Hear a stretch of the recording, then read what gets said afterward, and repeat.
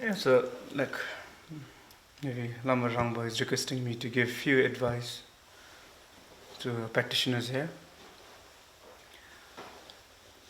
So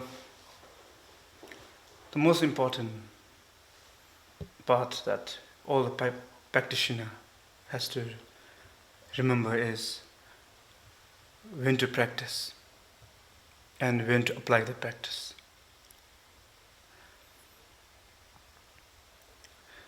So most of the practitioner fails when they actually have to apply the practice in reality. But through visualization, through practice, many don't. But in actual, when you actually have to apply it, many does fail. Not just the practitioner, even there's lots of practitioners who've been practicing for years. Also, they can't actually apply the practice in reality. So now how to differentiate between practice and applying the practice?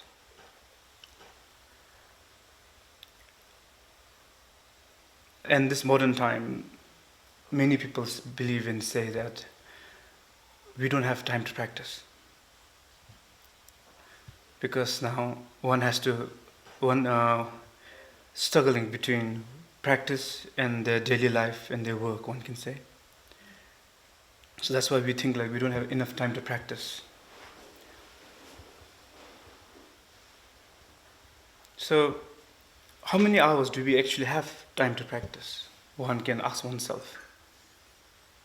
Maybe if you get up early if you're an early bird, maybe from 7 to 8 or 5 to 6, depending on your own schedule, how early you can rise. So you feel like, okay, example, you get up around 5 to 6, 7, 2 hours you get to practice whatever you're practicing. Can be just a preliminary practice, or can be whatever chanting of mantras or whatever you're doing. So you have like around 2-3 hours of practice in the morning. And you actually will feel good. You're in your own shrine room, you're practicing, you're lightening up, is that a correct word? Lighting up? Lighting incense. Lighting incense, right?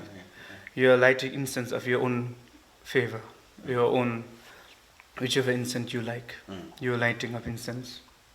Maybe also in the background you're playing some very soothing music, relaxing music, one can say, from YouTube. So you're sitting down in your shrine room, looking at the statues or whatever you have in your shrine room, and you're chanting your mantras, or you're chanting or whatever practice you regularly you do in the morning. You feel good.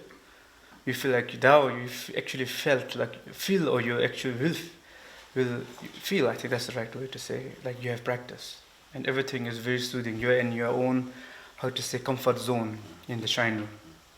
You're practicing. Everything looks like it's going according to your practice and your practice. Then after 1 hour or 2 hours, your practice finishes. Now you have to come out of your shrine room.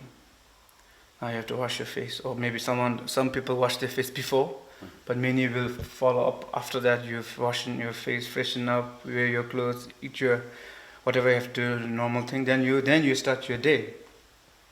Now you only have, like in a day, if there's 12 hours, you only have 2 hours to practice. You have 10 hours of hush reality.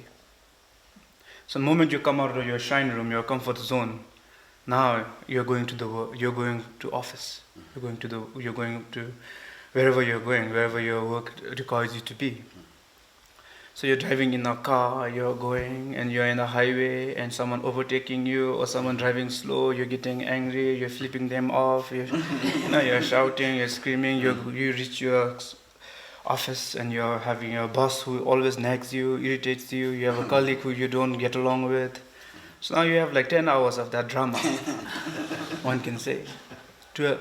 In your life, 2 hours of peace, of practice, and 10 hours of drama. So now, that's where you actually apply your practice in action. It's in the 10 hour of your Dharma life. Just sitting down in your shrine room, isolating from the whole world, and it doesn't mean you're practicing. practice itself defines itself. It's a practice, not a real deal.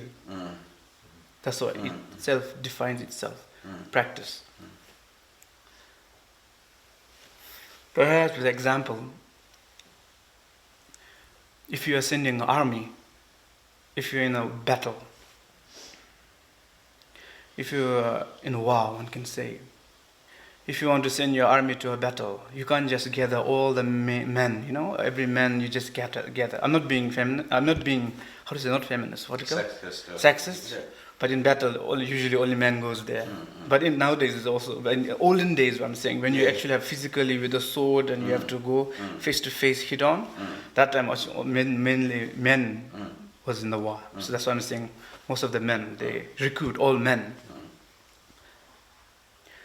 So when the war country or when the kingdom is in a war, one can recruit all the men of the country and send them to war without any preparation, without any training, without any even introduction of how to say tactic of war, or even a practice of how to have a sword fight, how to have sword fight. I mean. So even though you have like 1,000 of men, 1,000 or even 10,000 men without well trained, just because of manpower, you send them to battle. So even a small army of 100 or even 1,000 can defeat the 10,000 army of not well trained, not even trained. So before you send them to war, what do? You train them. You train them how to war. You train them how to fight. Then you send them to battle. Then you will win the battle, no matter how strong is the force of opposite. If you still have a well-trained soldiers, you can win the battle. Even the odds looks very slim on your side. Similar to that, now 2 hours in the morning when you sit in your chant, that will be your practice to go to a war. That is not actually real war. That is just preparation, a practice. So when you enter the real war, you'll be aware, you know what to do, what not to do. So that's why 2 hours we have to remind ourselves. 2 hours we practice. What do we practice? For 2 hours now, perhaps. We practice in order, example, the basic, most important foundation of all the practice. We practice to be compassion. The compassion is the key of all, a backbone one can also say, a foundation one can say, for all the practice for future, all the heavy load of practice for future, what we will practice. So that's why compassion is the essence of Buddha's teaching.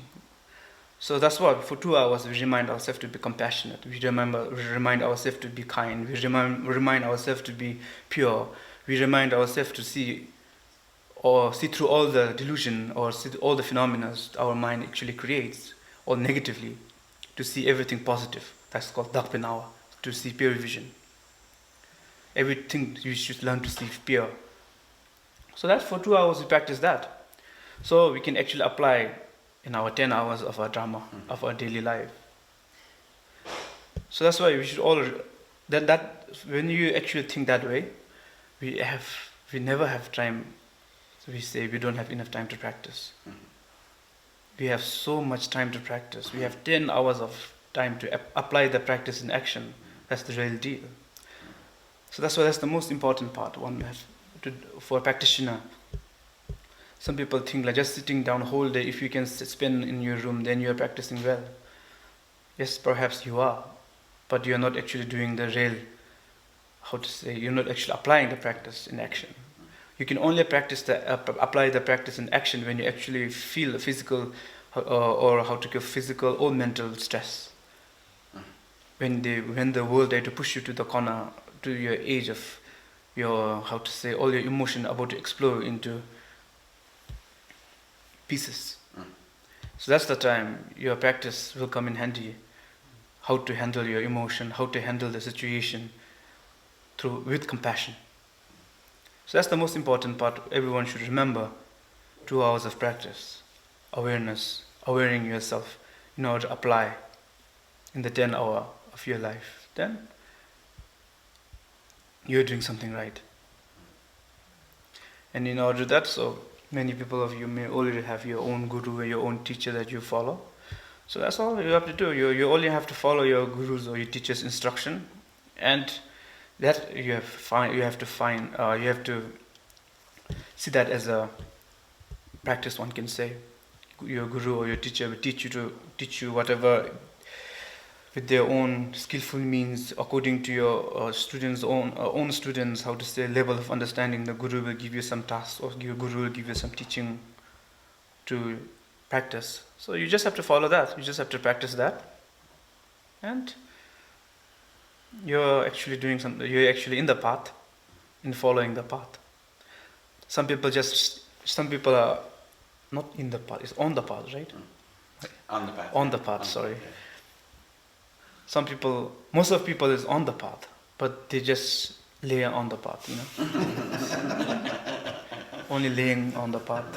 Maybe maybe they feel their guru or teacher will drag from their leg to the enlightenment, or they feel if they're lazy enough, roll themselves to enlightenment. They just lay on the path. So it's very important to realize that are you just on the path, or you're just laying on the path, or you're actually walking on the path. So that's the very important part everyone has to remember. So in order to do that, one will only know when you meet your guru, when they give you teaching, whatever they from their skillful way, and you follow that teaching, and you make sure you actually you actually apply the teaching in your life daily. So you're actually walking on the path. Then again, a path through enlightenment, also called recognizing the true nature of your mind, is not a short journey. It is a very, very long journey. Some people may feel like you're not achieving it. You are not able to achieve it. Or some people, maybe you will be disappointed in your dying bed that you've been practicing for so long, but still yet that you couldn't actually recognize the true nature of your mind or recognize the Buddha in you. So many people may feel disappointed. But you don't have to. Because the path to enlightenment is not a short journey. It is a very, very long journey. Even the Buddha himself took 500 lifetimes of lower rebirth and 500 lifetimes of higher rebirth in order to attain enlightenment. So it clearly shows that it is a very long path, a very long journey. So even in this life, if we are not able to recognize the true nature of our mind, but not to feel worried, as long as you're on the path, you're actually walking on the path. Even though this life you couldn't achieve, so-called by Vajrayana tradition, also in Buddhism tradition, we believe in next rebirth. So you may shorten your journey by a day or a year, or by maybe 100 years, depending how you practice. So you will shorten your journey, so your next life will continue your journey.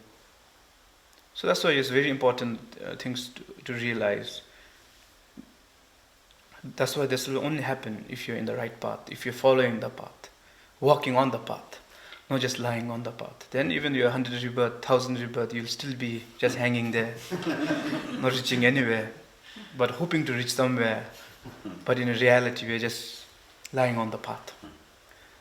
So that's also one of the most important things all the practitioner to realize and to understand and to analyze yourself.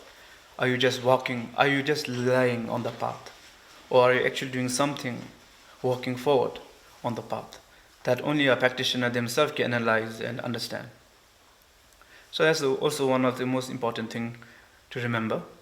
So I think for now, today, I think that'll be it for my short word of advice, one can say. So, and I hope and pray for all of you for not to have obstacles and to achieve your dharma goal according to your own desire. Thank you. Please come again and again and again to this place.